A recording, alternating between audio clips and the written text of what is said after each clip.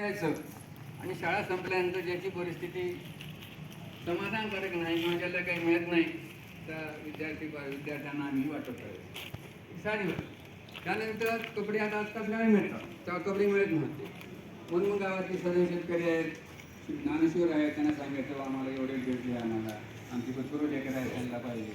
आणि म्हणून मग अशा कार्यक्रमाच्या निमित्तानं आम्ही मग 5 ड्रेस 4 ड्रेस जे का आपल्या प्रमाणात असं आम्ही करत होतो सकाळ. पण तो जो भाग आहे त्याचा मागं पडला. त्याच्याने सगळं द्यायला आपल्याला खायला द्यायला, कपडे द्यायला, पुस्तकं द्यायला, कुठंच कमी नाही आपल्याला.